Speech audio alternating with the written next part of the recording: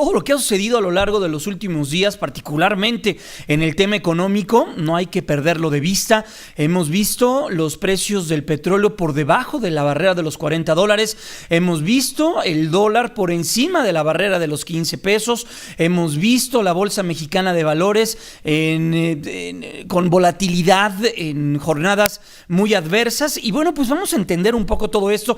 Por ello me da mucho gusto poder saludar esta mañana al académico, investigador del Centro de Investigación y Docencia Económicas, Raúl Feliz, quien está en la línea telefónica para que nos platique sobre todo, para que entendamos también un poco todo lo que está sucediendo en cuestión de economía. Don Raúl, hemos visto a la Bolsa Mexicana de Valores, el dólar, el petróleo por debajo de los $40. ¿Qué es lo que está pasando? A ver, ayúdenos a entender un poco. Buenos días.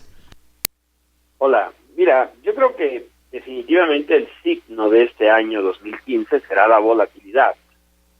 De alguna forma lo que estamos viendo son el traslado de lo que fueron tendencias que comenzaron a definirse el año pasado. En el caso del petróleo, pues sí, como lo mencionas, hemos visto niveles de la mezcla mexicana debajo de $40, algo que no se había visto en 7 años, 6 años, y hemos visto una presión como consecuencia de esto sobre la cotización del dólar en el mercado local y un inusual inicio volátil en los mercados financieros.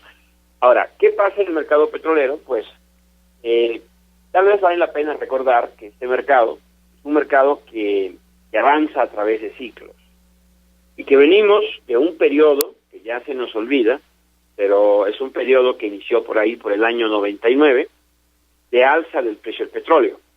El petróleo pues llevaba ya prácticamente 10 años, donde todos los años era superior al año anterior. Alcanzamos cotizaciones, en el caso de los marcadores internacionales, arriba de los $120, y la mezcla mexicana alrededor de los $100, $110.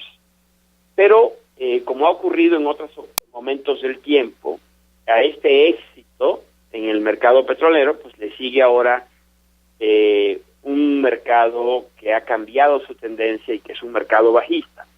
¿Por qué? Porque los altos precios del petróleo estimularon un crecimiento importante en la oferta que ha superado desde hace ya unos meses el crecimiento de la demanda y ha dejado al mercado sobreofertado. Pues hoy tenemos aproximadamente 2 millones de barriles de exceso de oferta en el mercado, producto de, en gran parte, pues del gran desarrollo que la industria petrolera ha tenido en los Estados Unidos.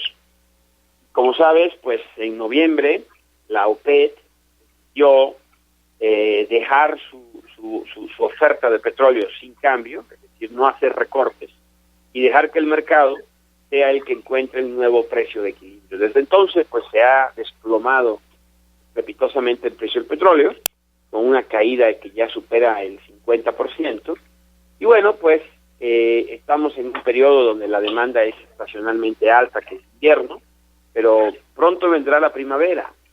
Quizás, Jaime, en la primavera veamos todavía precios más bajos para el petróleo. Yo creo que estos niveles que estamos viendo no son los niveles que veremos a mediano o largo plazo.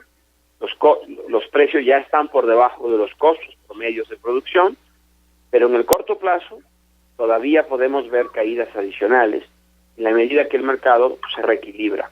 Desafortunadamente, yo creo que estamos entrando a un periodo que durará no un año, sino varios años, no es que un lustro, 5 años, de precios bajos del petróleo.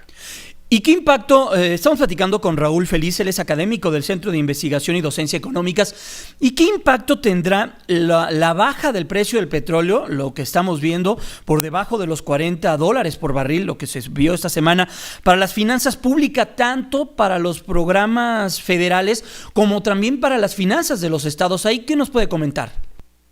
Mira, tal vez vale la pena comenzar diciendo el impacto que tendrá sobre la economía mexicana. México ha avanzado considerablemente con respecto a la situación que tuvo México en los años 80, que fue el último choque negativo de petróleo que tuvimos, el cual pues le infligió a la economía mexicana graves daños. En aquel entonces 70% de las exportaciones eran petróleo. Hoy no es el caso. Hoy las exportaciones de petróleo están alrededor de un 12% del total.